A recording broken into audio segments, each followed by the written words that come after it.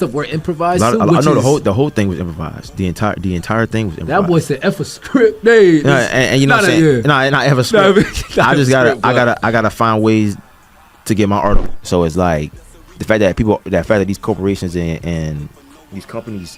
We are back, y'all, with another episode of the Serious Podcast with your host, the one and only Serious Jason, y'all. And y'all, it's been a minute. But we're back with another episode, y'all. And it's been a while since we actually did a serious spotlight, where we spotlight upcoming photographers, videographers, man, business people, entrepreneurs, y'all. But on this episode, y'all, I recently came across this page, this upcoming rising filmmaker here based in Miami, y'all. And once I went to the showing of his film, y'all, I was just hooked. This is something that more people should see, and just what I took away from it is just real life. It's something that's not really spoken about, and if you're black and in corporate, or just working in corporate, or a minority in corporate, you've been through these situations, and that's something I took away from this project. And so, y'all, I just want to introduce the guest that we have on here today, man. We got Alex here of BasMagazinemm, man. Man, I appreciate, man. What is that? Hey. We gotta make sure, y'all. I need all that. Yeah, he need all that, because this project here, y'all, is something special. And I do want to give you your flowers too, man, because when I met you, when I came across your page first, and then we ran into each other at a panel event, we were like, hey, I follow you. You look familiar, right? You know what I'm saying? We're like, you looking familiar. And I was like, hey, bro, I seen your work on your page, and I want to see your film, and I want to get you on the pod. And since then, y'all, we connected, bro, and I watched the film, and y'all going to watch this film after that. Y'all going to watch this film after this interview, y'all, because this is special. And so. Appreciate that. Yeah, bro. No, 100%, bro. And so what I wanted to ask you first, too, is, like, where did your, like, the journey, how did you start your journey in filmmaking? Like what? So I'll say, I know you call me a filmmaker or anything like that, but I don't see myself as that. Facts. I'm just an artist, honestly. Yeah. So it's whatever I'm feeling, whatever I wake up and just one day, hey, I want to make music. Hey, one day I want to own something. So I just kind of just do what I want when it comes to the facet of art. Facts. I don't really like labels, specifically when it comes to art though. Like I don't like that. I don't like to box myself in, yeah, or like, you know what I'm saying, that's kind of like putting, handcuffs on yourself when you know you're capable of doing other things. Yeah. So, I would give you this though. My journey started. I would say my journey started in college, for real, like the back end of my college career. Okay. I was in the theater program at FAMU, and at that time I was still kind of finding like what I wanted to do. What is something that actually gave me something to feel, like gave me something where I was like, but I belong here. Let's do this. So yeah, I was in theater program for about 3 years. I actually transferred in from there. So I was there for a theater program. But the program was so good that they teach you everything. They teach you everything down from the directing, how to run a theater, how to be an usher. You first. And that's same. Well, you said FAMU, so Will Packer went there as well. Yeah. A lot of great people went there. Common, a lot of people. A lot of people you wouldn't even think, like the guy that Jerry Lorenz. Yeah, I was gonna say Fear God. Fear God went there. I was like, I didn't even know that. Yeah. So they teach you from all the way to the top. Oh, you want to be an actor? Okay, you gotta start here. You gotta be an usher. You gotta take costume classes. You gotta take how they build sets and build all that. You gotta learn all that before you even get to on stage to where you actually doing what you want. So Facts. Real grateful for that, because it gave me opportunity to see everything, and it allowed me not to be one dimensional with anything that I wanted to do. So shout out to fam for sure for that. And so I know you went to FAMS. That kind of gave you that structure, that background. College period gave me structure. Like I feel like for me, college was like when I really like seen what I was made of, and it gave me opportunity to realize, like, I had to grow up fast. Like a lot of things like transpired to help me get on that path quick. You know what I'm saying? So it's like, because after what they don't tell you, man, after high school and that period after college. Yeah, you on your own. Yeah. Like you on your own, like, and you really feel it, like, you know what I'm saying? Your parents are like 6 hours away, so it's like, bro, you gotta figure this shit out. Oh, you got no money, you gotta figure it out. oh, you need X, Y, Z, you got to figure it out. Your parents are not there. So, like, it's cool you're away from your parents, but you gotta, you know what I'm saying? You got to be on your P's and Q's, and you got to be able to do what you got to do without somebody telling you, because they're not going to tell you. Only a few teachers, only a few people will actually pull you to the side. Look out for you as well. Look out for you, you really on your own. You're an adult. So, so. No, facts, because, like, during that period, of course, like, they tell you, well, you don't have that support, like you said. You're independent. You're on your own. And so just during that period, too, like, during those courses and stuff, when did you know you're like, this is something I want to stick to? Like, being a creative, period. Yeah. Like, during your time, understanding, like you said, the backbone of filmmaking. But, like, during your journey at film, what was, like, the point you were like, this is it. Yeah. This is me. This is what I want to do. So back to that story, I transferred in, and I transferred from a school called Edward Waters College. It's a great school. Great school as far as academics wise, at least for me. But just the student life, it wasn't as progressive as it should be. Maybe, and also I feel like I'm gonna cut them some slack, because I feel like the time that I went there, they were still growing as a campus. Yeah. But as a person that, I feel like I had ample amount of time, a little bit amount of time, not too much time to kind of figure this out.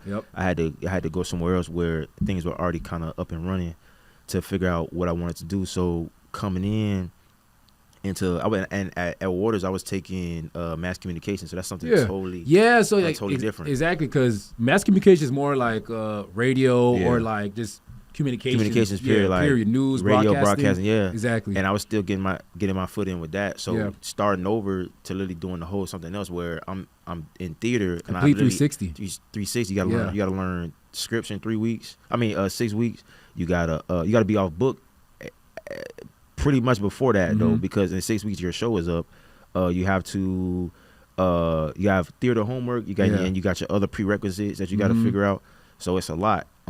So back to the story though, coming in, I didn't know what I wanted to do, and I was quiet. I didn't know anybody. It's like I traveled to a school where I knew people, but they wasn't in my same academy or major. So I had to kind of figure out. So I was quiet. So one thing I was real good at is kind of just peeping the scene and figure out, trying to plug and play where I fit at. But here, like a chameleon, you could mix in, you could blend in, you could fall in. But in this program, they don't give you time to do that. They just throw you in there. You gotta fit, and you figure it out. Like say like how they do.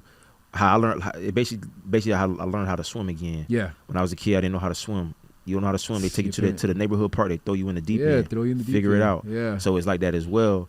So I went there. I was very quiet for the first month and a half. I didn't really speak like that. It was just kind of just showing up and just going through the motions. And there was a play that I watched that I had usher for. Yeah. Called Skeleton Crew, and it's by Dominique Morso. It's a really good play. Set in Detroit. Yeah. I just sat there and watched that. I was there, like I was ushering, but they also give opportunity to watch the show, and I watched it, and I was like, damn, bro.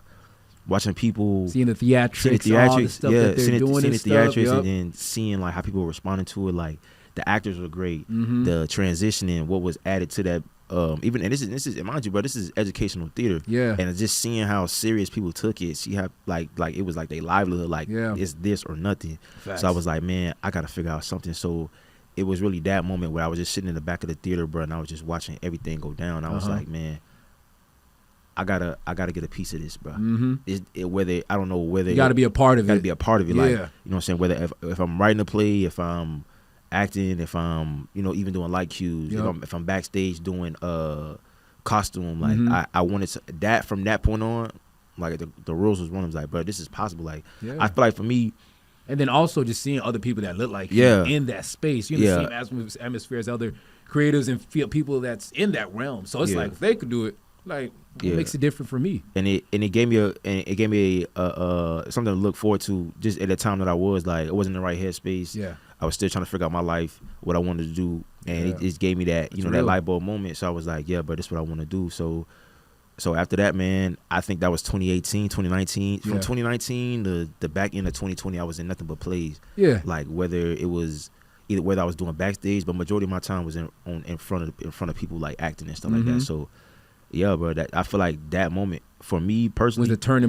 point. Was like, yeah, it was like that, or bro, if you don't figure it out now, bro, go home. Like that is that serious. Like I don't know what it was, bro, but I was just in a I would say I was in a dark place. Yeah. I would never call it depression or being down on myself, because that's just too much of a dark cloud to say. But I was definitely, in a dark place for real. So I wanted to see what I was made of, bro. Like, I'm not a quitter. Yeah. You know what I'm saying? I kind of, if I take a break, it's just to reform the plan and then try again. That's real. So, yeah, bro. I was just like, bro, either we gonna figure this out, bro. You done drove all the way up here, bro.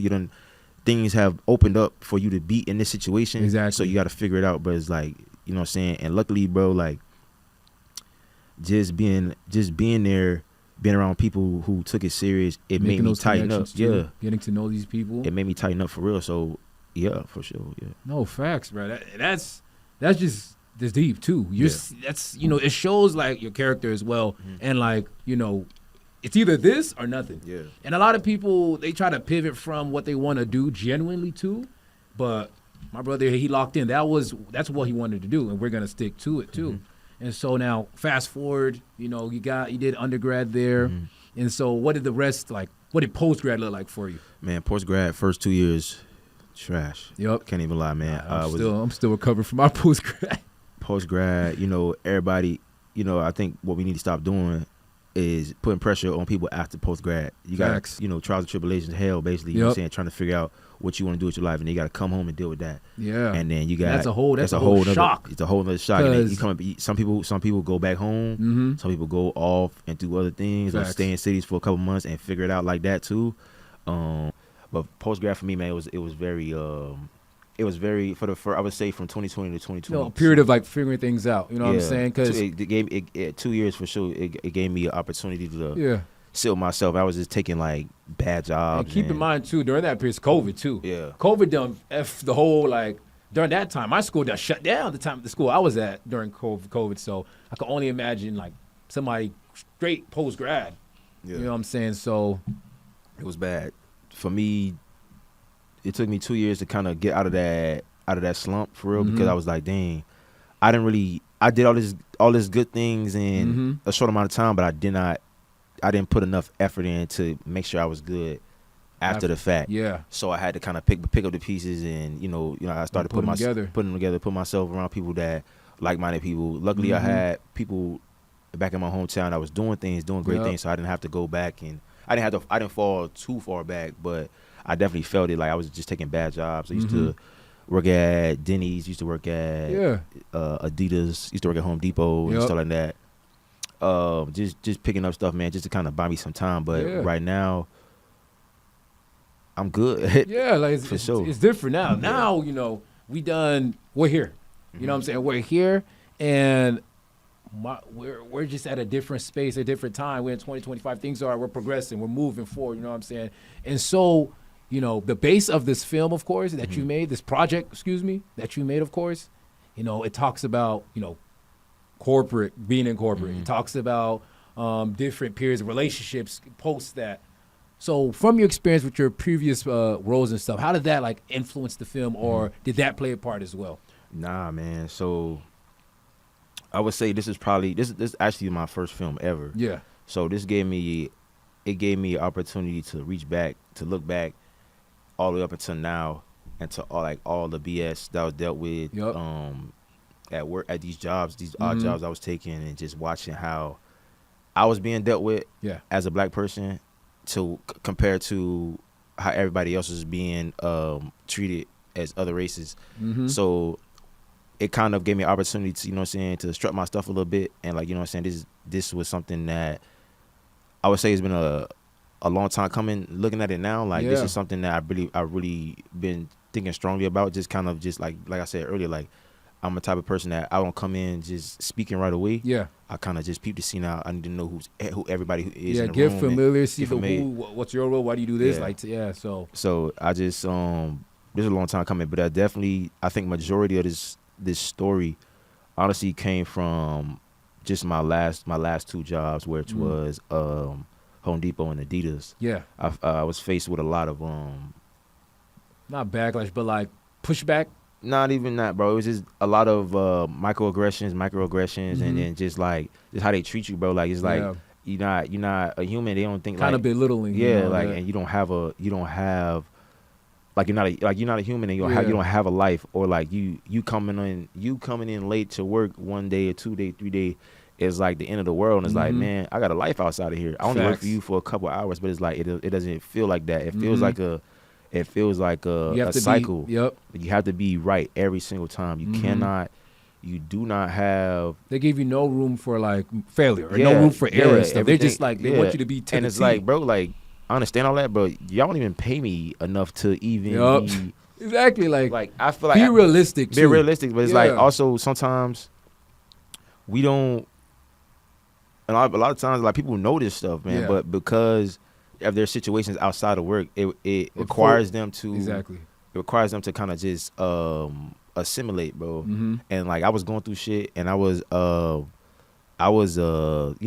too, but I was like, man, I want to keep my integrity a little bit, man. I'm not gonna dignity a little bit, bro. It's like I'm not gonna allow you to disrespect me or allow customers to disrespect me or like just act like I'm not human. Like, I got a job to do. I'm gonna do my job, but you're still a real person. It needs to be respect. It needs to be respect on both ends, through and through. So it's like, in order for me to do my job, I need you to be respectful. If it's not, then I just can't do my job. Just sorry, it's just not gonna happen. So 100%. I got in a lot of situations like that at work, to where I think what really kicked this thing off for real. There was a time where I got suspended from work. And there was a situation, an altercation between me and 2 other customers. And how that was dealt with, how I was dealt with in that situation, where I was home for about a week and a half, mind you, no pay, no communication as far as like what they're gonna do with me. Am I gonna get fired? Am I gonna be able to come back to work? And it's like, giving somebody the opportunity to take food out of my mouth is a no. I cannot do that. That's sick. And it's like, for me, and I heard more from my associate, my coworkers than direct management. So it's like, and then so you're hearing word of mouth. So now it's like communication is grits. Excuse me, and it's like what's going on? Hearing it from others. Even coming back to work, it was weird. Like everybody, as far as my coworkers, was happy to see me, but when it came to management, the person that I really wanted to hear from the most is the store manager, because he makes the decisions. Luckily, my other associates and some of the managers stuck their neck out for me, let me know, like, yo, like, despite what happened, bro, like, he's good, bro. He's a good, we love him, we like him here, bro. So it's like, they they defended me, but it was like how it was done with management, where I didn't like how, instead of, come and talk to me man to man, you send somebody else. You come send somebody else, and it's like, bro, like, and then you come to my area, and then you try to. It's doing like little petty stuff. Like, and you expect me to speak, and it's like, bro, I'm not gonna speak. Like we have not had a conversation man to man. It's like, bro, I can't respect that. So I'm not gonna. You can't force me to say hello. You can't force me to, act like shit is cool. And I just can't. I'm not fake, bro. I can't do that. So like, I only act when it's on camera. I don't like when it's like, doing films and stuff. I don't. In real life, I can't. I just can't fake the funk, bro. Exactly. I can't do that. Exactly. So, it was just a lot of that stuff. Sincerely, a lot of that stuff came from those type of places where I was like, damn, I was out a week and a half. Though, thank God, I was able to still hustle and still put some money in my account. Of course, and do what you got to do. Outside of, and that's when I kind of started taking Boss Magazine a lot more serious, because that was a wake up call for me too as well. Like, knowing that, okay, if I lose this money, I gotta work. I could go work and get it back. It's like, nah, this was like, all right, but what happened? What's gonna happen when this shit get snatched up under you? Like, exactly, because it really takes them to take you. Like, they could take the job away from you. I don't like that. Blink of an eye. And I don't like that. And it's like, people be working for these people 30, 40 years, and it's like, bro, all you get is a busted back, a busted knee, and a 100,000, bro, for your 401k. You're gonna be back at work next week. Exactly. And I'm talking about, bro, like, it's people that was at that job that never missed a day, never was late, dealing with shitty customers for 30 years, and they can't even walk down the aisles. Talking about, they're losing hair, they're aging teeth, aging fast. And it's like, damn. It's like, man, you would think if somebody working for me that long, I'm gonna make sure you got at least $2-3 million in your treating account. the best, taking good care of those people that test, that has that loyalty too. It's like, man, I don't know, but I just feel like it was weird. I started seeing these things, and I started having conversations with other associates who felt that way, and it was like, man, I know I'm tripping, so I was like, man, let me go talk to my homeboy real quick. Like, bro, you see this, bro? It's like, man, this man is 60 years old, still working. Why? I get we in Miami. I get that we are in, you know, some different, bad time. yeah, we in a different era. At the same time, it's like, man, this not adding up. It's like if somebody's working for me for 30 years, bro, I'm gonna ensure that you're good for the rest of your life. I don't even want nobody. Honestly, I don't want nobody working for me that long. Period. Yeah. So it's like the fact that these corporations and these companies are okay with that is mind boggling. So it gave me opportunity to kind of strut my stuff. It gave me opportunity to see, like, just like how you want to proceed forward, how your perspective on the job. I just want people to wake up. Yeah. I want people to honestly, man. Wake up like the Spike Lee reference. Nah, essentially, and that's one of the, you know, if we want to get into inspirations as far as like, what got me, you know what I'm saying, what piece by piece, like what I was thinking on, I got this, but yeah, man, I just want people to wake up, man. I want people to realize, like, bro, like this is a cycle, bro. Like we're not. Yeah. It's like a gerbil in a little spin wheel. Yeah, you like know what I'm saying? why we congratulating somebody that's doing 20 years at a job and got to go to work next year? That's real. Yeah, that's amazing. Oh yeah, I don't like that. I really think that's. I think that's crazy, man. It's like I feel like we doing ourselves a disservice as a people. I feel like we doing ourselves a disservice just allowing that to happen and going, especially when we know it's like, all right, bro, I know this is going on. Exactly. You gotta wake up the next day at that same time, and I ain't gonna lie, it's tough too. Yeah. Because you know you could get out of it. You know what I'm saying? You know you have that option. Now it's a matter of time as if like, are you gonna do it? Yeah. Are you gonna break that cycle? Are you gonna break that chain off and just do what you got to do to, you know, figure out to get out of that race, to get out of that cycle and break that chain. Yeah. So it's tough, man. Like I said, I just want people to wake up and try something different and be okay that knowing that you try, at least try. Facts, yeah. And so with the film, this was basically, would you say this was like your way of like telling people to wake up, basically? Oh, for sure. Like for sure. All the way from the opening scene. Yep. Like, you know what I'm saying? You seen how scary that was, how like the opening scene with the intro. Yeah. It's a reason. It's a reason I did that. Yeah, and so with that intro too, I wanted to just like, was that the song? Was it well, the question is really, was it like a original song, or was that something like, is the person like a poet, or like how did y'all make that song up, that intro? So that song, the opening song is called "Button Up Your Overcoat" by Ruth Eden. It was a song back in 1932. In 1932, and before that, when music, you know, started to get jazz movement, and all that stuff started coming up. A lot of music that was being made were sometimes used as signals, or, you know, to get to other dimensions, for people to reach other people from other dimensions. Like the Underground Railroad, you know, small little stuff like that to help them get, you know, triggered to go signals. Yeah, and just give people opportunities. Like a lot of music sometimes in that time, like racism and all that other stuff that was going on, specifically, you know, in those times. Yeah, it kind of put me in a crazy place, like listening to it, and kind of I slowed it down, and I turned down the BPM. It was eerie too. Yeah, it was very eerie. And that's what I wanted. It was like, bro, I want people that watch this, I want them to feel uncomfortable, because I want you to feel how I was feeling at these jobs. Like, you know what I'm saying? Knowing that walking amongst these people, knowing people that worked there for 30 years, just the uncomfortable, just feeling uncomfortable. You know what I'm saying? I seen a lot of people like watching it. I seen a lot of people like shifting their seat, and there's only the first 3 minutes. It's like, that's good. Like getting movement in the seats, or people like straightening up, like, bro, what is she saying? And listening to what she's saying. That's really what I wanted. So that was done by the original piece is done by Ruth Eden, called "Button Up Your Overcoat." It's done in 1932.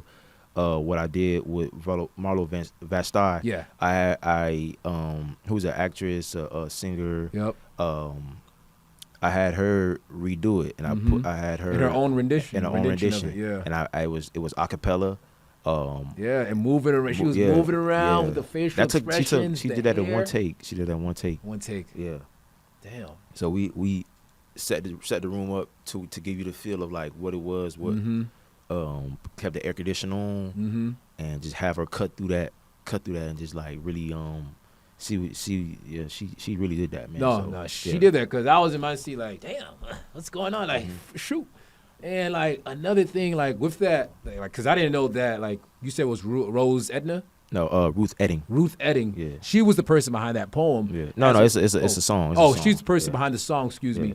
And like you have like pieces of a small history throughout that whole film. Yeah. Another thing too is the tap dancing. Mm-hmm. Like, you know, first time watching it, I knew, okay, you know, I thought tap dancing, okay. There was the scene where in the Office Space where I think it was Pebbles, or she was like on the computer and just going crazy because work and phone calls, like she was basically stressing.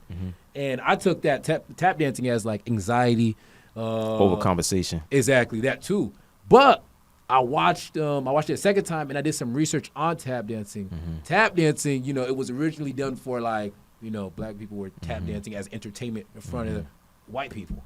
And that, once I saw that connection, like once I watched that film, I was like, I literally, like, no cap, bro, that kind of like, even though that might be like, nah, it's not a stretch. You're right. Exactly, bro. No, exactly. You know what you was doing with that, and like, excuse me. But back to what I was saying, like that moment, y'all, I was just like kind of blown away because it went over my head, and I watched it 2 more times after that because after like this film right here, it's not just something you can't watch it once. Exactly. You can't just watch it once because there's so many layers to it.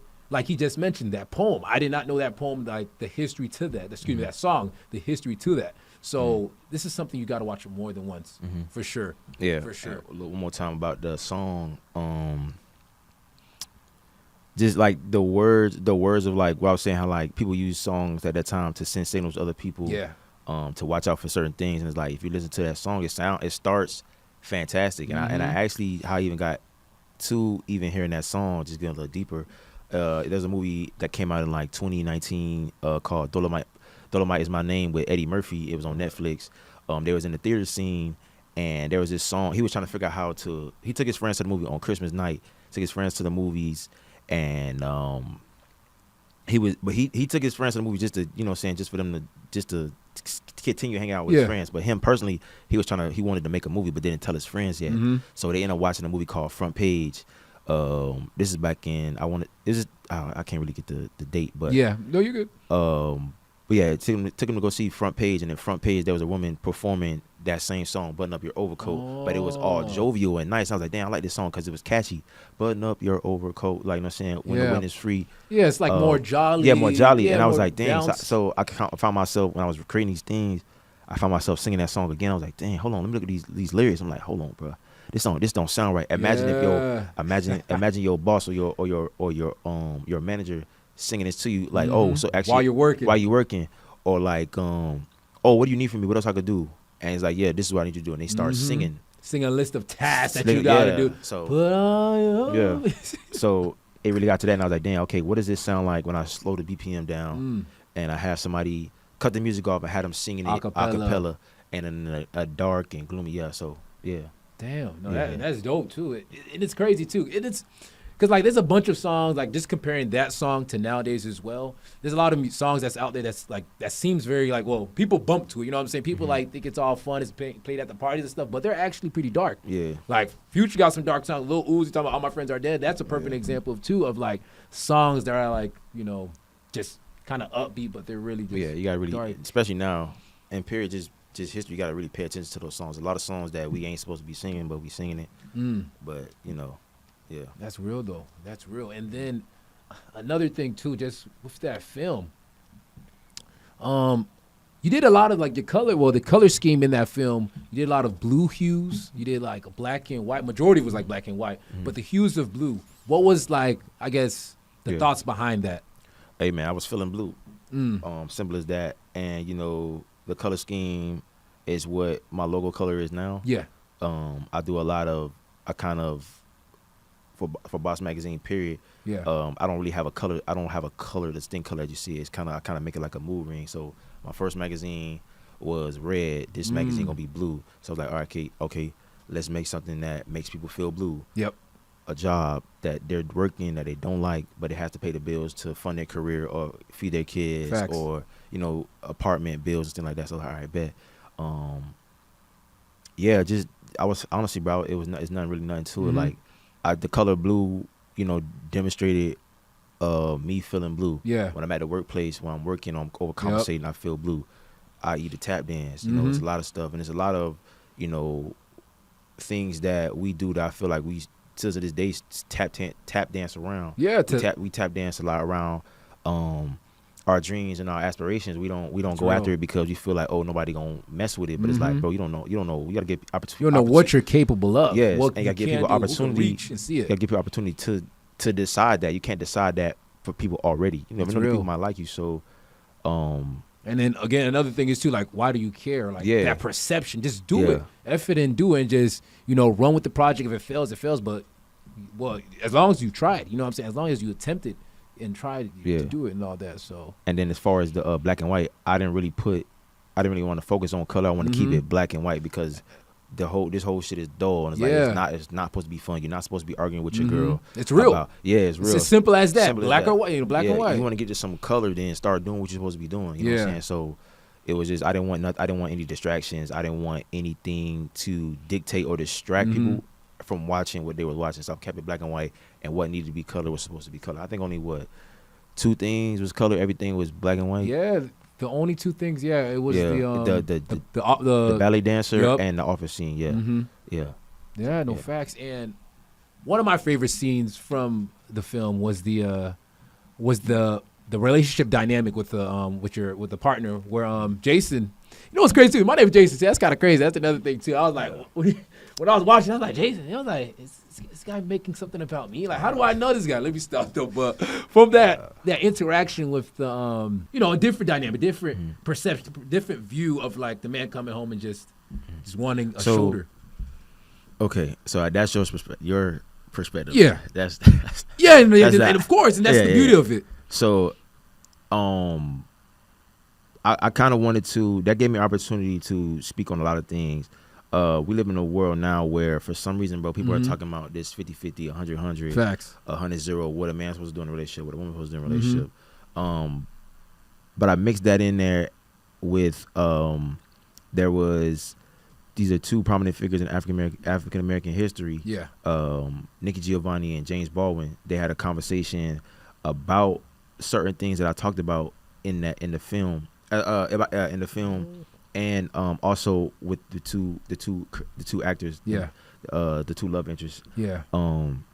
So I took that. They was talking about, how James Baldwin would have to go to work and smile in the white man's face just for him to keep his job, or for things that go copacetic. And his wife is telling him, hey, can you pretend? Can you pretend a little bit more, just like how you pretend on your job? Can you come home and pretend for me too? And he's like, I can't do that. She was like, you must give me that so we can raise this child. Yeah. You know what I'm saying? Like, you know what I'm saying? Basically saying, fake it till you make it so we can get this child up and ready so he doesn't have to go through those same things. So it was that conversation like that. And I was like, damn, this is nice. But I just put my modern twist on this where now it's like, you see how they had that conversation. Now it's everybody against everybody. Or where what seems like this narrative being pushed of like, okay, you're not a man if you don't do this. You're not a woman if you do this. It's like, bro, like, oh, I don't need a man. I don't need a woman, bro. We need each other. Facts. A man needs a man is nothing without a woman.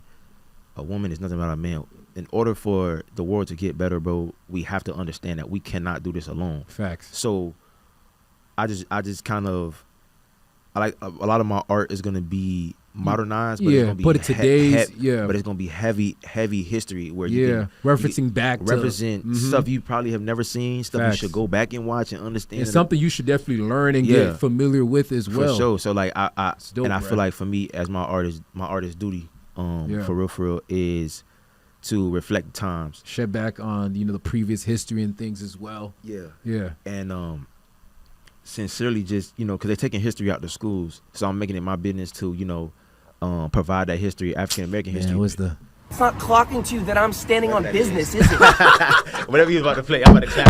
Hold it up. That's real, dog. Oh, my bad. That's real, bro. So you gotta. I just can't. For me personally, just like if I'm gonna be an artist, I can't sit here and act like nothing's going on. Like you know what I'm saying. Nothing. Everything is copacetic in my life, so that's good. Nah, man. It's my brother next to me, my sister next to me, that's going through these things. People you see. People you see that I don't even know. Is like, man. One day I want to make something talking about why so many homeless people, but we got all these new buildings that's getting done and when talk about gentrification. That's something that's gotta be spoken about. It's so much stuff that I really want to tap into.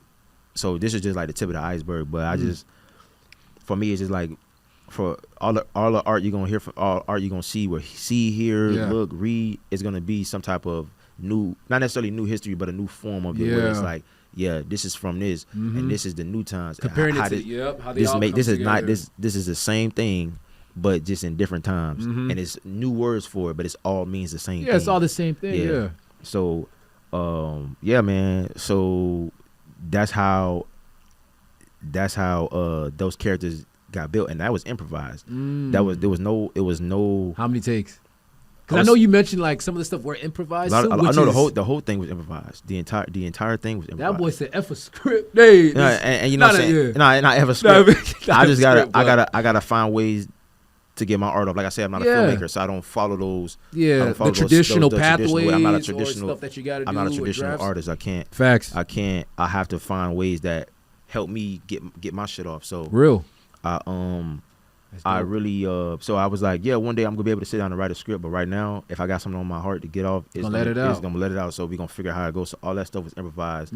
All that stuff was shot separately. None of that stuff was done in one day. If I have a week, out of those 7 days, we're gonna shoot for 5 and then come back to the drawing board, seeing what work we gotta come back to. But yeah, my job for real, like I'm making it my job. You know what I'm saying? If they taking it out of if they're gonna take it out of schools, okay, it's my job to, because I want to have kids one day. You know what I'm saying? I want to be married. You know what I'm saying? So I want to, when you come to when my friend or my kids bring, they're gonna be well educated. They're gonna know when they bring their friends over. If somebody's interested in learning some shit, all right, bro, let's sit down and talk about this. If my friends' kids want to, all right, look, bro, they teaching my kid this in school. I said, put that up. That's only a tip of the iceberg. Let me tell you, because they're gonna always teach you. They're gonna always teach you surface level stuff, man. Yeah, they're not gonna get to the nitty gritty of high the school, who's and what's. Man, high school, I didn't learn a damn thing, man. I'm gonna keep it honest. And it wasn't until college where I feel like I started taking my education really, really serious. Thank God, because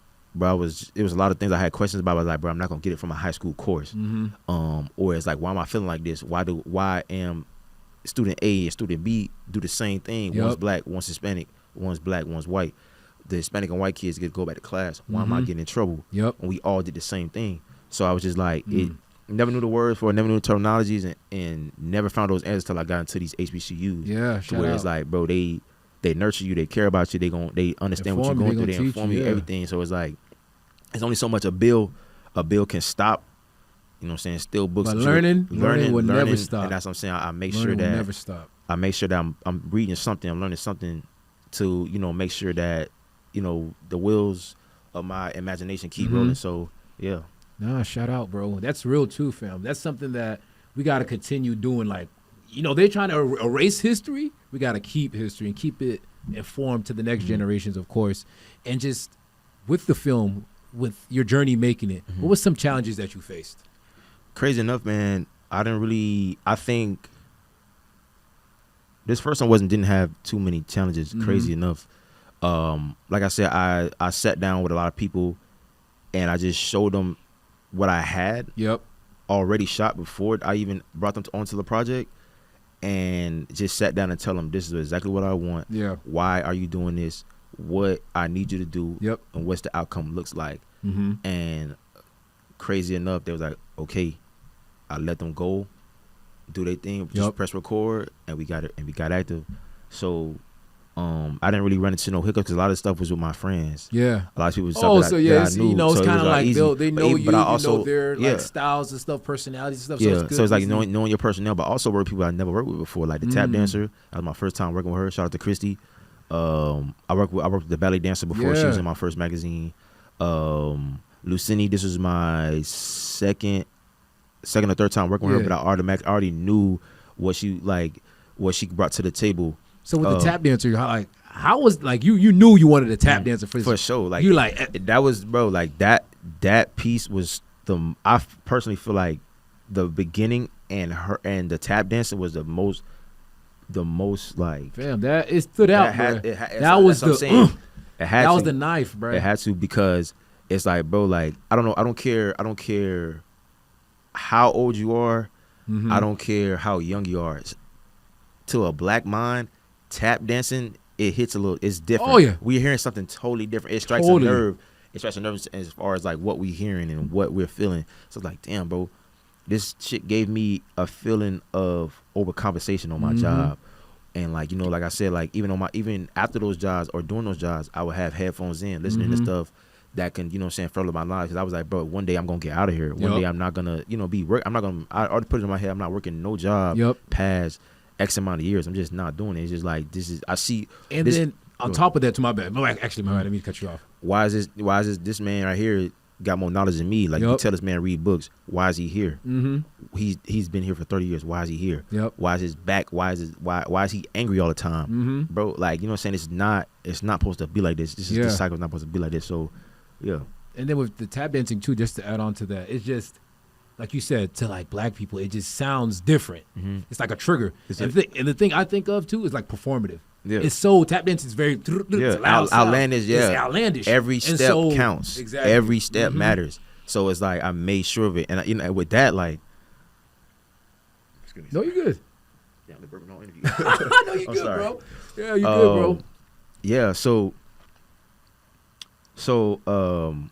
with that, like, I never worked with a tap dancer before. I've worked with dancers before. Yeah. I've worked with actors before. That's nothing. But a tap dancer, you know, I only gave Christy just bits and pieces. A lot of that stuff was her. A lot of it, I want to say, I can't personally, bro. Like, as much as I want to take full credit, I could take full credit for the idea of it. Yeah, I could take full credit, but for as far as like, did I imagine this how this would come out? Yeah. No, I just had an idea. I had a plan, and they came and executed it. I can never take full responsibility. And full that's real. account. Yeah, so, bro. With her, man, I just got on the phone. There's a lot of meetings though too. I would tell you that, like, you have to have a lot of meetings to make sure that when you guys are booking this time, we're out of here between that said time. Facts. Yeah. So I got on the call with her. I had asked her a few things. Hey, do you know the history of tap dancers? Obviously she does. Yeah. Because she's a tap dancer. Facts.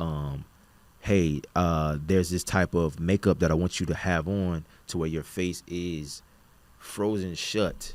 Where you see in the scene with Pebbles, you see those cut scenes. She has some type of makeup on. You see how shiny she is. That's not her real face. We put makeup on, basically like a mask over her. So she couldn't laugh. She couldn't make no facial expressions, but she's still tap dancing. She's still overcompensating. So with Christy, I was just like, man, this is what I want. This is how I wanted to sound, and I'm just gonna let you go. Let you take off. And bro, hers took.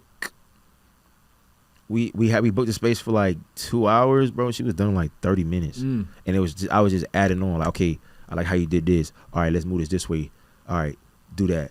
All right, how you did that chatter step, or that, you know, how I want you to let's gather steps. Yep.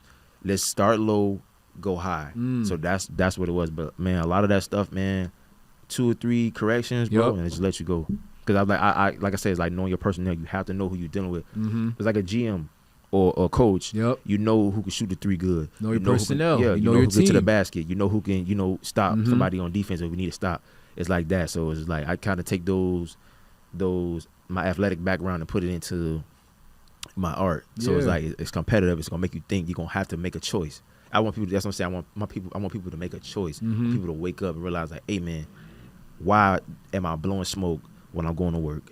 Why do I feel the most anxiety when I'm leaving, when I'm at work, and why am I so happy to run out of here as soon as my shift is over? Because, bro, this is not how this is supposed to go. It's not how life's supposed to be. It's not how it's supposed to, like, bro, you're supposed to be doing, we're here for a greater purpose, and I genuinely believe that.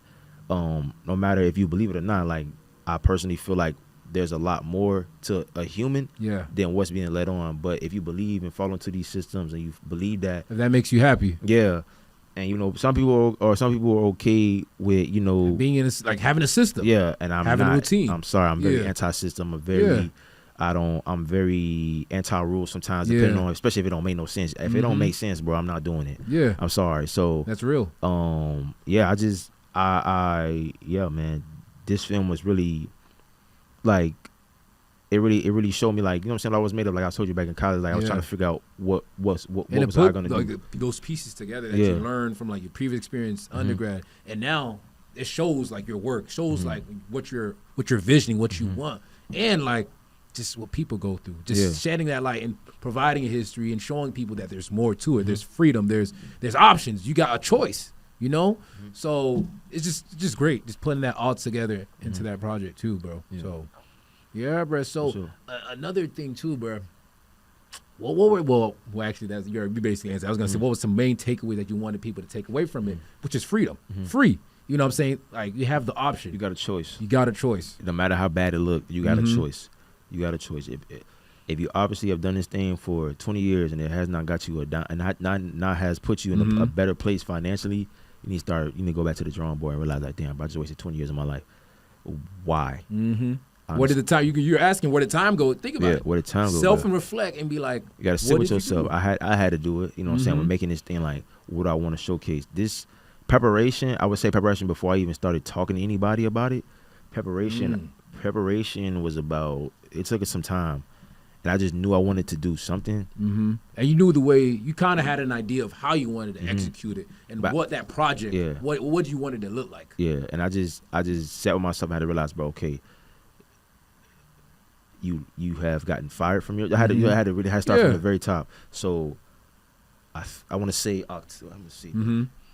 October, because just crazy enough, I got fired the day I made a post. About like a teaser about the film or like the page? No, it was just like, because I was working on it, but it was simultaneous because I kept running into like different roadblocks and stuff like that. But I got fired October 19th, 2024. Literally that day. And that day I came in late. Man, it was so much shit stopping me, prohibiting me from getting to work, but I was still trying to get to work. I didn't have a car at that time. My car was messed up. Facts. So I literally said in the post, I said, shout out to everyone who's working today. It's almost over. Until then, get your fake smiles and laughs ready. Get this money. Mind you, bro. And it was like, in that same day, they pulled me into the office. It was like, man, we appreciate everything you've done for this company. But it's time for you to go. And mind you, bro, like a lot of people be upset. Man, I was cool. You have anything to say, anything you want to say? I said, nah, just thank you for the opportunity. That when I was like, all right, bet. Kept it pro. Yeah, and I was like, man, because I was like, I'm looking at this. And I left with a lot of leverage, honestly, because that entire week, I just had a feeling, man, it was just signs, like customers telling me like, yo, man, lead this job. I don't even know you, bro. But I don't even know you. Like, lead this job, bro. Bro, you're literally overworking. You're literally moving better and helping me better than people that are in the actual aisles. It's like, bro, it's like, nah, bro, it's time to leave. Yeah. And that was what, 2 months before getting fired. Like, I'm not into numerology, bro, but I just kept seeing 999. Like, that's like a repeated, a repeated thing. I'm like, keep seeing 444, I keep seeing 999. These are signs. It's like, before it's like, all right, bro. But I left with a lot of leverage. I left, in good spirits, and I left with an extra 1,000 in my pocket. So it's like, all right, I got this, what I'm finna do. So I started putting my money aside, and lo and behold, I started running into people who was like-minded as far as like wanting to get this thing done. I just started speaking stuff into existence. Like, all right, bro, I don't know how I'm gonna get this done. I don't know what I'm gonna do. But we gonna get this done. So I just spent that time, October up until, I want to say, I think we started shooting March. I think we started shooting March, but from October to March, I just did nothing but pre-planning, meetings, finding studio space. I was saying, even with the studio space, shout out to Red Dot Studio, shout out to Genesis. Met him in the process of making this film, and you know what I'm saying, I was a part of the team, and he allowed me to come in with the creative residency program to come in and use the space, and a lot of that stuff that you see, I would say 90% of that was shot at Red Dot. The rest of that was shot at other facilities or someone's house. But everything else was in that building. So shout out to Red Dot, shout out to Genesis, man, appreciate it. So yeah, man. So it was just grinding, trying to figure out, like, just looking back, like I said, sit with myself, had to understand that, bro, you have been through something traumatic. This is something that I deal with. I don't really allow those things to kind of take hold over me. Facts. But I had to sit here. If I'm going to talk about this, I have to let it in. Because take it in, bro. Because somebody is dealing with this same thing right now and is looking for a reason to quit. Not the only one. Looking for a reason to leave their job and start their own companies and start their own things, but because they're scared or wondering how it's going to happen, worrying about all these bells and whistles tied up. Sometimes, bro, I still don't have it figured out, but I'm dropping content, but I'm not a content creator, but I'm dropping these moments on Instagram. And I'm going and trying to find something else to make and dropping it on Instagram, and doing these things to where, you know, it's like, it's fulfilling, man. I'm not even worrying about the dollar amount. It's value work. It's value work because it got me an interview with you. Yeah. It got me, you know, people coming to my premiere. Yeah.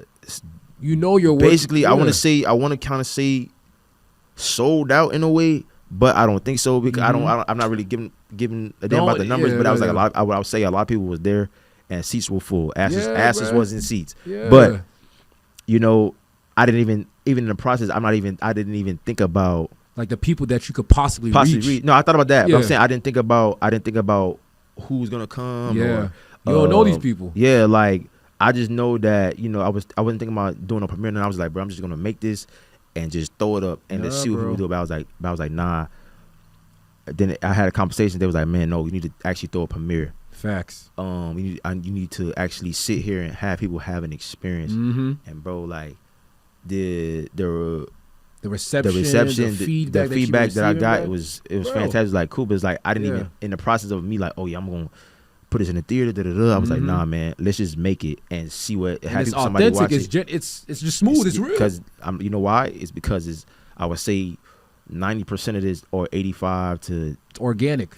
Organic and is my life. You know what I'm saying? So or people that I work with that I'm still friends with, they've experienced this. So it's like, okay, if they aren't able to say this out loud, I got the balls enough. You know what I'm saying? I got the gumption, I got the gall to be like, all right, bro, this what it is. You know what I'm saying? I'll still be posting like little shots at my old job. Like I got employee the month I got kicked out of work. They were supposed to give me my employee of the month months ago. It's crazy. But they gave me the little apron with the employee of the month the day I came back. And I'm like, bro, it's a little weird. Don't make no sense. Yeah, and it's like, it just let you know, like, bet. And it's like, you know what I'm saying? I'm gonna stop trying to. Y'all finna get employee of the month merch. Y'all finna get aprons soon. Y'all finna get the aprons. Stay tuned. I'm joking. Nah, but it was just like, man, it gave me an opportunity to realize like everything was starting to make sense. It was like, yeah, I ain't gonna be here too long because it's like things just started adding up on top of like, you know, the little signals and signs that you're getting from people. People are telling you things. You're seeing these numbers. You think things are just adding up, and then you have a gut feeling too that's telling you it's time to balance. People coming off the street. People coming off the street and telling you this stuff is like, bro, somebody sent this person, bro. This is coming from a higher source. Somebody's saying something. Somebody's understanding. Yeah. Somebody understands that, bro, this man has something else going on. Have to be, or just, I don't know, like he's working a little bit too hard for this job. He needs to, you know what I'm saying, do something else, bro. You know what I'm saying? It's like, so it just, those months of preparation, those times from October to March to where it was like, all right, man, let's do something. And then here we are. I dropped it in June. You saw it in July. Yeah, I saw last month. Yeah. So, yeah, man. So bro. And like when I discovered your page too, I was like, oh shit, this shit looks dope. I saw the promo videos that you posted of you just like with the white tee, like basically like a business casual fit and just dancing with the background too. And it's like that's the type of stuff I'm interested in. That's that's the type of stuff that gravitates me, like to see like what's going on and stuff. And then seeing the previous showings, I was like, I need to go to one ASAP. July hit, got my ticket, pulled up. And I'm always support somebody that looks like me too, like someone that's just putting things out there. You know what I'm saying? I always got to support my brothers as always. So yeah, bro. And then I had another question, which was, that any filmmakers or any films kind of, it's like, use as like kind of inspire you, bro. So yeah, man, we can. I don't know how much time we got, man. Hey, we can take off, bro. We please, good. I want to. I'm go ahead, no, right, this is the green light. This is the green light. So I'm like, yeah. So a lot of my things, like I said, like I consider myself, you know, before I'm a filmmaker, I feel like I'm a history teacher first. You know what I'm saying? All right. So there's a point where, you know, there's sound snippets, right? There's sound snippets in the middle literally right after the opening scene with Marlo. So where that kind of turns like a little song. We talking about the intermissions basically, where it's like with the blue lettering. Yes. Yeah. So you said movie inspiration. So there's a movie called Bamboozled by Spike Lee. Okay. I think this movie came out in 2000 or 1999, one of the two. Okay. It's basically showing the satire of how, you know, black people had to do just to kind of make it in entertainment, or how entertainment viewed black people. So it's like basically a satire about that. Very good. Satire about that. So, it was basically, that's what came with the, you know, was a man that was auditioning for that show. Yeah. It was called Mantan, the New Millennium. But it's a minstrel show. So it was like he was auditioning for some man that was off the street. Yeah. You know what I'm saying? Not really, basically kind of ignorant to society of like what he's actually auditioning for. Yeah. So people are he's literally in his audition, and the one thing that stuck out to me was niggas is a beautiful thing. I was like, damn. Because this is catchy, but like I said, with the whole Ruth Edding thing, you got to really pay attention to the lyrics. It's literally said, waste away your life and linger, sitting at home watching Jerry Springer, do blackface and a monkey shine, cut a jig at the same time, cause niggas is a beautiful thing. And that was in Bamboozled. That was in Bamboozled. It was Was that like a spoken word? It was the audition. It was like he was saying like, oh man, like he was basically selling himself. Yeah. Like on an auction block. You're selling yourself. Okay, what can you bring to this company? What can we do? What can you do for us? Not what we can do for you. What can you do for us? So it's basically an audition. You know what I'm saying? It gets deep. It's a lot further, but yeah. So it's just like it was just that him willing to humiliate himself just to get on this show. That's already humiliating enough because people are in blackface, and it's like if you know the history of blackface, it's not a good history. It's basically nothing good from it at all. Basically depicting racist depictions of black people, black women, black men. You know, basically nothing good exaggeration of the face, exaggeration of the lips, exaggeration of the vernacular, making it seem like, you know, we just these dumb people that just happen to just fall out the sky. No, bro, we came here in ships. You know what I'm saying? So yeah, man. Bamboozled was one. Yep. Sorry to Bother You. That is definitely I love that. A lot of stuff, man. That's one of my favorite films right there. Sorry to Bother You. Yeah. Lakeith Stanfield and that whole. What they call the voice? I forgot what the white voice. Yeah, something like that. Yeah, bro. That is self. Everybody, that's some real, like everybody. So real, we've either done it ourselves or heard our parents get on the phone and their whole voice changed. Exactly. I'm like, Mama, you just cussed me out. Why you changing your voice? Use the same voice that you used to cuss me out. You know what I'm saying? Keep that same energy. Nope. Yeah, man. Yeah, so that's a great film. what else, man? So that's Bamboozled. Yep. Sorry to Bother You. Bootsy Collins, that was a great film. And just a shit ton of YouTube videos, man. I spend a lot of time on YouTube, man. I do a lot of research. I don't get a chance to buy books right now because books are very expensive still. That is true. So I just, whatever book I want, every book I want to read, whether book I want kind of a background about, I just go to YouTube and listen to audio books and things like that. Audible books. There. So for the most part, those two, and then also Dolomite Is My Name. That's how I found Ruth Eddings. I gotta check that movie. It's a really good movie. I also watch impactful films, motivational films. Yeah. What, like, if I'm watching the film, why did I feel this way? Trying to break down the psyche of like, why did I feel this way, and how can I put it my own personal twist, or how can I be able to get those same elements or create new elements to get that same exact feeling. That's real. Those three right now: Bamboozled, Dolomite Is My Name, and then Sorry to Bother You. Kendrick. Did he play a part? Because Mr. Morale. Yes. Okay. Did you hear that? Did you hear that? Okay, you paying attention? Y'all, when I was watching the film, when I was watching his film, I was like, I was like, I don't want to say Kendrick. Kendrick might be too. No, bro. So I was saying, you said movies, right? Yeah. But music has played. So from April to March. Yeah. March to June. Yep. Nothing but. Yep. My bad. So from October to March, March to June. Yep. Listening to nothing but music. Period. Whether it's jazz, whether it's 80s music, 90s music, Kendrick Lamar. You had some. I had to Shazam this person, but I'm about to tell you the person. It was one of the. It was during the scene, the partner scene, the romantic partner scene together. You had like some. It was like an Asian band. I was like, this. I know what you're talking about. Yep. Well, I had to Shazam him. I had to Shazam him. I was like, this is hard. So I know exactly what you're talking about. I didn't pick that song specifically. That was picked by Cleo Sun and Tiff A. Claire. Yep. That's what they'd agreed on that song. So they snapped. Specifically, I'm glad we on Love Respect. So shout out to Tiff, shout out to Marlo. They directed that scene, and then I gave them full control as far as like what music he wanted to use. I was just there on the cutting room floor, making sure that certain parts that I said, certain parts that lyrics said, was met, and people understood. Like we didn't lose the story or the foundation of what what we were talking about, that scene. And funny enough, you bring Kendrick Lamar up. Yes, you're right. That Mr. Morale and the Big Steppers played a big role in this filmmaking. What else? A lot of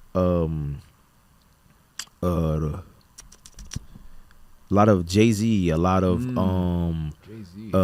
Beyonce, Solange, who else, man? Stevie Wonder. Yeah. What for the Jay-Z part? What songs are like what is just it like 444 just like so just yes 444 like just and some of that music, you know what I'm saying, it wasn't used to I gotta use this for this. It's more so just when I'm making this stuff and I'm playing music in the background. All right, I'm putting on 444 because I feel like 444 was his most like heartfelt tape, and it was grown man raps. It was like it was something that still to this day I'm listening to, and me too. I can relate to. I don't even have a wife and kid yet, you know what I'm saying? So it's just like stuff like that. But yeah, so a lot of music. I can't even give you the list, but it's a lot of music, a lot of jazz. So you had not a little music scene, but like the driving to work scene. Yeah. Even I think it was either driving to work, or you were driving home. I was driving home. You was driving home from work, and trust me, after work, I'm playing some Steve Lacy or some that new Tyler or whatnot. I'm just cruising after just decompressing. And then I know a lot of people. Or they sit in their cars after the shift and just rock and just that like seat. Recollect like, man, what the fuck happened today? Yeah. Why am I feeling like shit? And now I got to go home and fight another battle with my wife. Or whatever the situation is back home too. And it's like whether it is about bills or whether it is about just getting love in the face and hey, I just came from work and I just got chewed out by a customer and I had to show some great restraint because we would be out of a house and home. Facts. And I'd probably be in jail if I responded the way you wanted to authentically respond. Want to respond. Yeah. And so for sure, a lot of movies, a lot of music, and just a lot of personal life. I put all that together and made this, and a lot of research just going back, like from times I wasn't even born. I was born in 1997. Yeah, I'm going back to things that are still taking place that happened in the 60s, 70s. The 50s, 1932s. Like I'm looking at all of that, and it's like, damn, why does this feel like nothing has changed? A lot has changed as far as surface. Yeah, but under that, a lot of stuff are still the same. It's just masked differently. Yes, and like even with the blackface stuff, in a way, the blackface, even though blackface is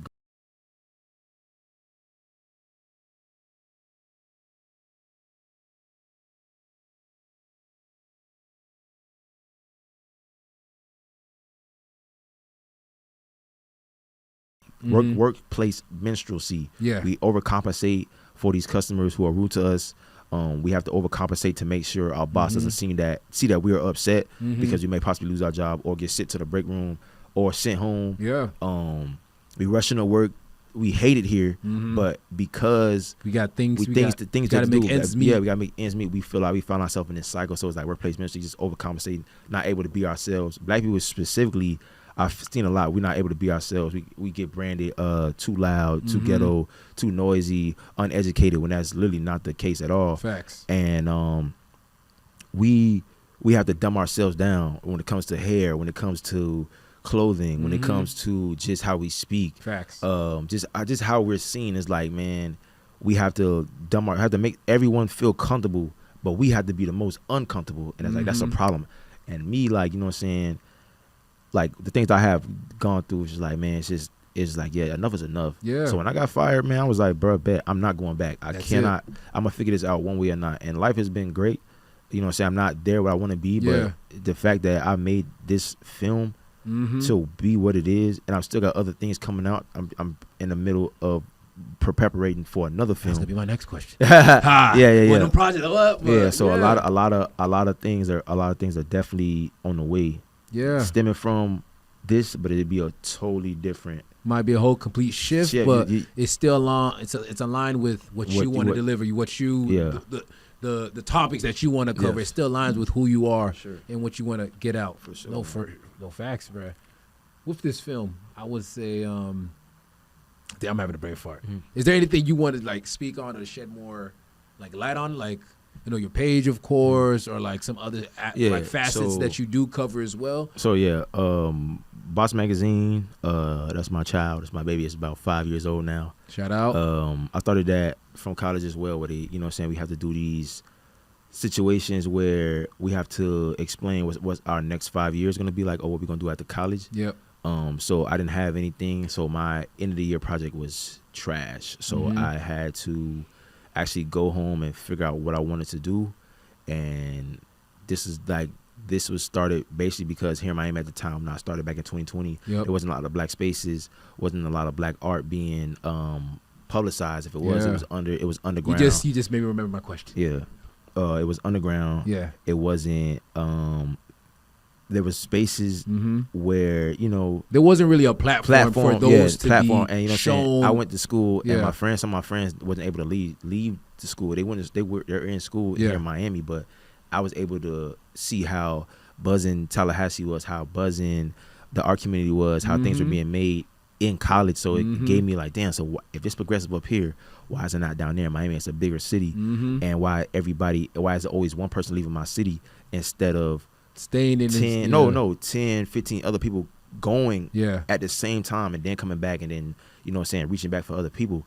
So I was like, man, all right, so let me make something where it's like, it showcase black people in the right way, positive way. Another thing was, the reason I called it a magazine is because as a kid, I used to spend a lot of time at my grandparents' house. Yeah. And it's not a lot of things that you can really do there because, your grandparents are older, so they're not always hip to technology and stuff. So it's only so much TV you can watch. It's only so much YouTube videos you can watch. So you start getting curious, you start walking around the house, start picking up books. And what I noticed was a lot of Jet magazines, Essence magazines, people that looked like me, but they wasn't throwing the ball, they wasn't dribbling, they wasn't being outlandish, anything like that. So I looked at it, I was like, damn, but this is nice. But I didn't think that was enough of it. But I was like, dang, I know this person. Oh, dang, he do that. Oh, dang, she do that. So I was like, bet. But this was like when I was a little kid, man. So I was driving on the way to class. I was like, damn, you know what, bro? I want to make a magazine. I told my friend that. I just said out loud, I want to make a magazine. Yep. And I was like, all right, bet. And I just went home and just started doing that. And I just haven't stopped. Yeah. So, yeah. That's dope, bro.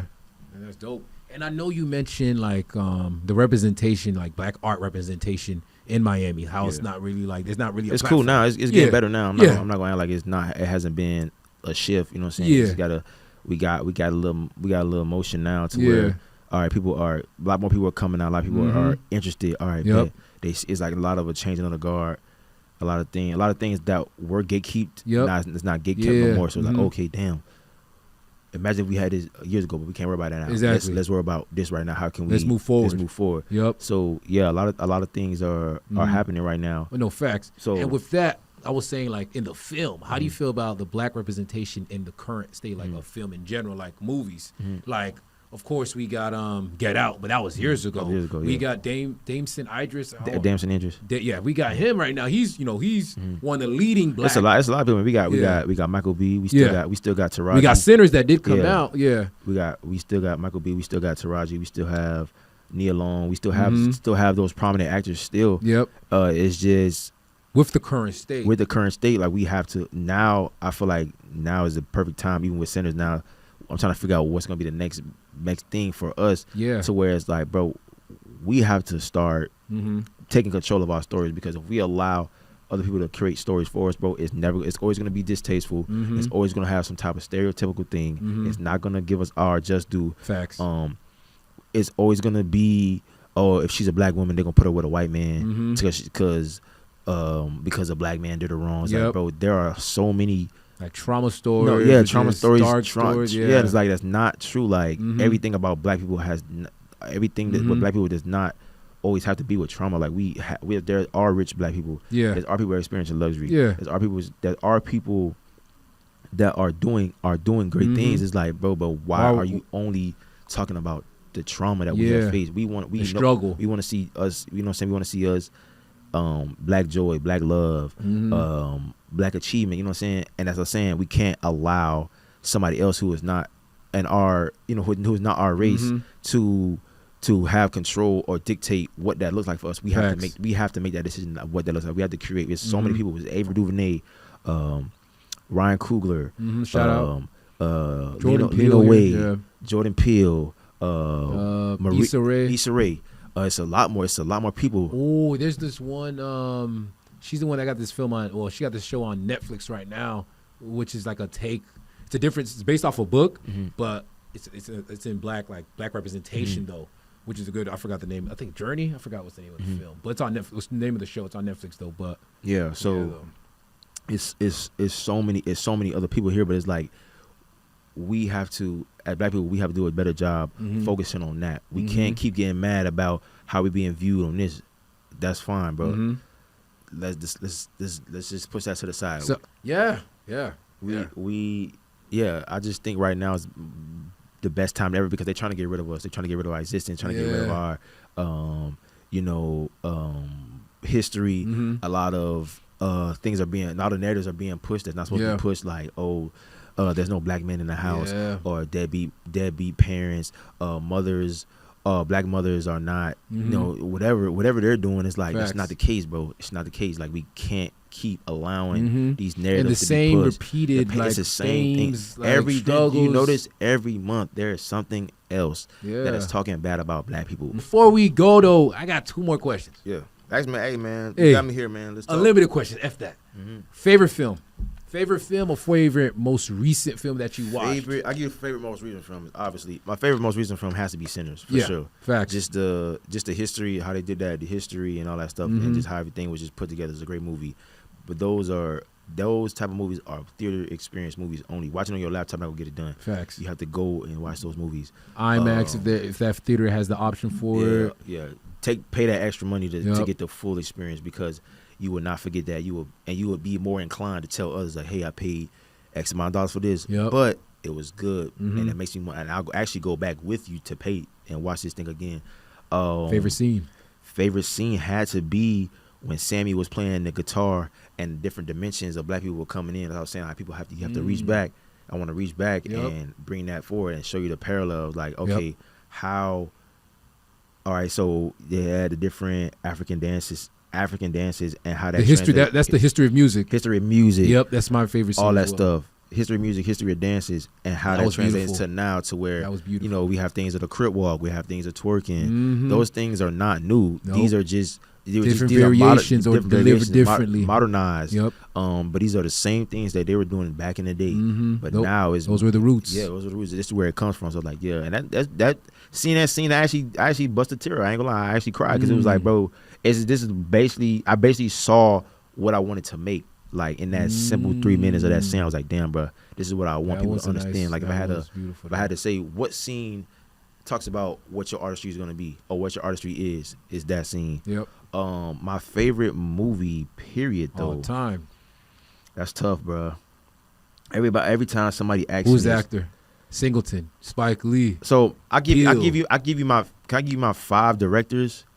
Oh yeah, take off. So my 5 directors, no order. Gotta be Ryan Coogler, Spike Lee, John Singleton, Ava DuVernay, and I really like. I forgot her name. Her name is Mari. She does a great job. What film did she make? No, she made a series. The woman who created Girlfriends. I forgot her name.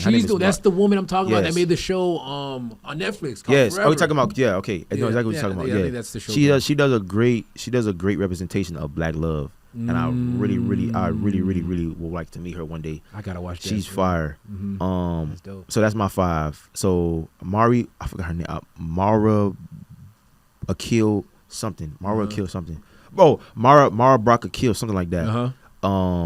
Ava DuVernay, Ryan Coogler, John Singleton, and Spike Lee. Those are my favorite top 5 directors and writers. Far as top 5 actors, dang. Mara Brock Akil. Mara Brock Akil. Yeah, she does a great job representation of black love for sure.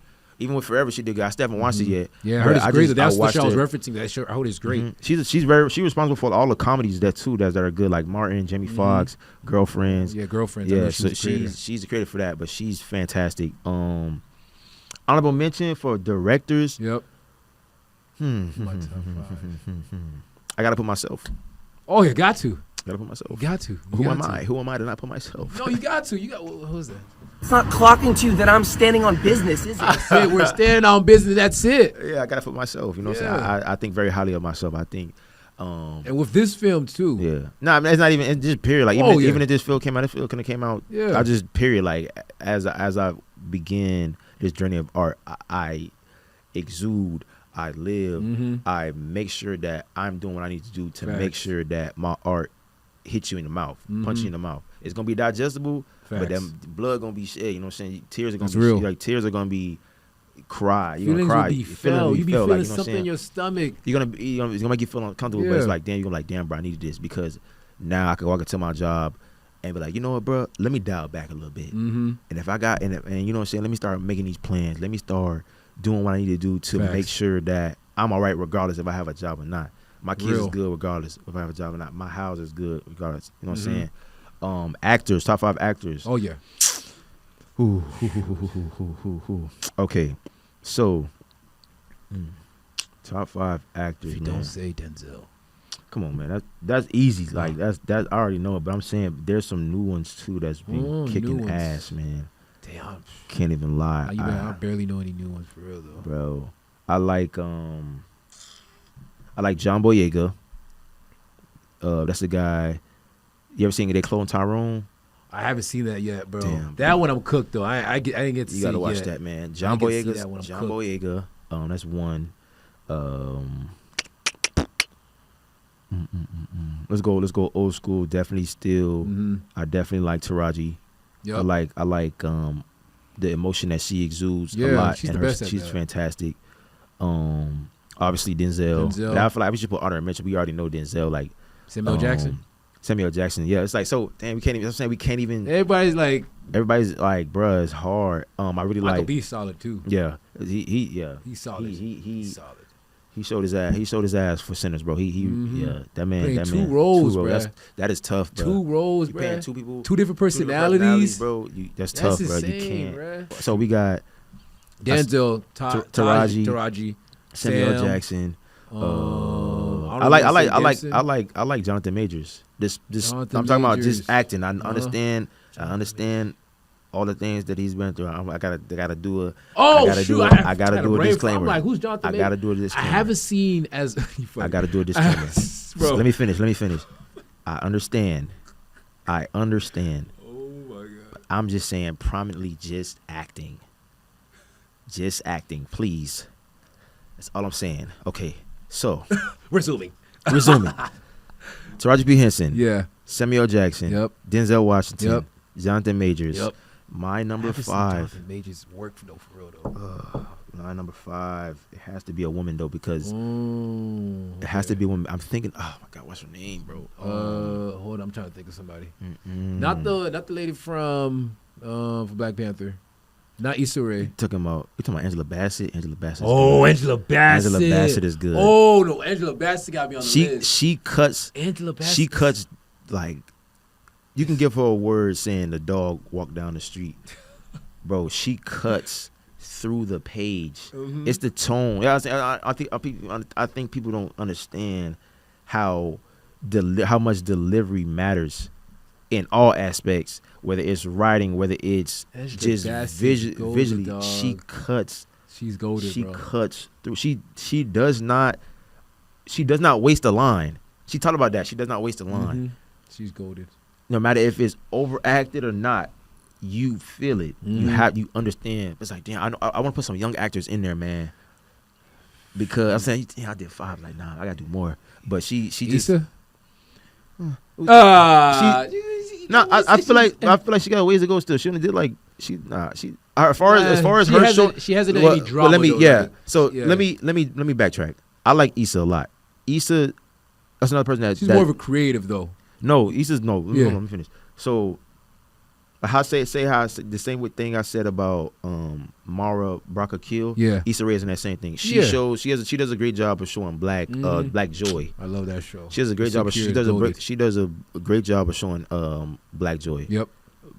And black love as well. Facts. She does a great job with that. As far as acting, I feel like she just started. I was like, she has a way. She's still in those roles. But I love Issa. She's good. Yeah, no, she's goated. Oh man. Okay, young actor. Keke Palmer is good too. I like Keke Palmer. I didn't get to see the last film she had with Jordan Peele. Yeah, that Nope is good. I didn't get to see that.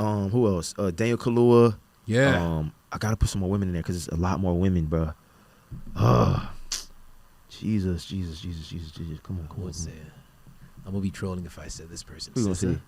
SZA was in that film. I'm not gonna lie, SZA, low key. That was a good film. It was funny. Low key. If she continues on, she actually she has the discipline for it and just like the chops for it. Like just for being first film, she was really good. Facts. There's more, bruh. Well, shoot. Let me name mine while he's yeah. Go ahead. My top five actors. I'm a big Donald Glover fan. He's up there. Donald Glover, Michael B. Jordan, Samuel Jackson, Denzel Washington. That's 4 right there.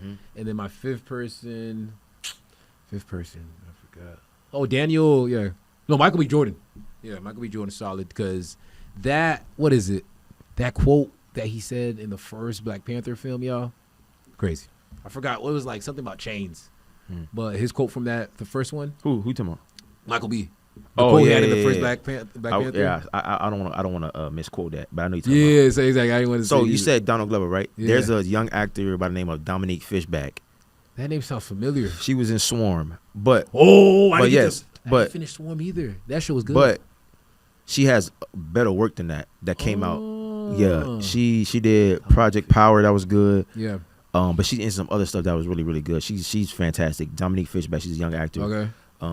There's some more people, but who I like Ashton Sanders. Yeah, Lakeith is solid too. Yes, he's a good like method or just into the role type of actor.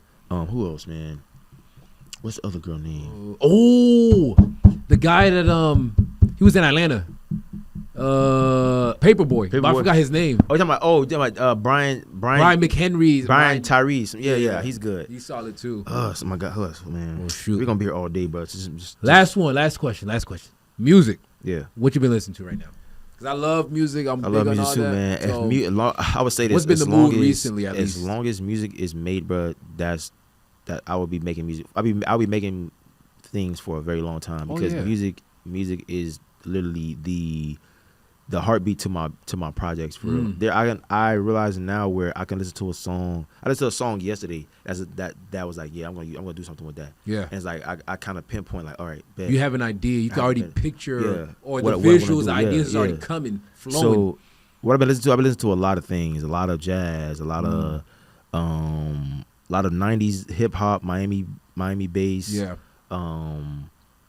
70s music, a lot of Stevie Wonder, a lot of Patti LaBelle, a lot of Kendrick Lamar, a lot of J. Cole, a lot of Drake, a lot of favorite Stevie project. The song that has hold up, because favorite Stevie project, it has to be the one with the album with Az. That's the best album. The one with mine's is Introversions. Yeah, I don't know albums. Yeah, I had to pull it up. I just had to pull it up. I don't know albums, but I know songs. Like Stevie Wonder is one of the greatest artists of all time. No, he's up there, and he's still doing it. I listen to a lot of what else, man? Shoot. A lot of also how you said the Japanese jazz band, so I listen to stuff like that. That was dope. Whatever kind of just listening. Even I could be watching the movie. Damn, what song this is? Like Shazam it. Because I Shazam that song. Yeah. On a lot of stuff. A lot of Solange. Like, Solange is dope. A lot of check out Blood Orange if you don't know. I know that. Yeah. Dev Hines. Blood Orange, Dev Hines. Yep. It's a lot of people, man. So I was like, we're gonna be here all night asking me stuff like this. Man, with that being said, y'all, man, this was a pleasure to have my boy Alex here of BasMagazinemm, my good brother here, man. Appreciate you for hopping on, bruh. Appreciate it, man. Y'all, I just want y'all this episode was great, and I want y'all to make sure y'all tap in with my brother here, follow his page, and be on the lookout for his next showing of this film right here, y'all. So shout out to you, my good brother. Do you have any anything you want to share with us? Or so I don't know when you're gonna drop this, but I would want to say August 29th through the 31st. My film, The Greatest Dance Ever, will be featured at the Miami Urban Film Festival. Yep. This Labor Day weekend. So if you're able to come out for my specific date or time, I don't know as of yet. Yep. But look for my page. Follow me at BasMagazinemm, M BasMagazine, 2 M's at the end of all of that. It'll be provided right here. Yeah, It's gonna be right here for you. It's gonna be right here for you. Yeah, but yeah, man. Anybody out here watching this, man? Anybody out here still wondering what the hell am I gonna do with my life? What am I gonna do? I have one thing to say to you: start. Yeah. Don't worry about who's gonna like it. Don't worry about who's gonna accept it. Don't. A lot of things that we do, we focus on the bad. Yep. We focus on the good, man. What if people like possibilities, it? good possibilities. Yeah, We always think about the negatives. Where can this take me? You know what I'm saying? Yep. And also, man, even if people don't like it, man, make it again. Make it again.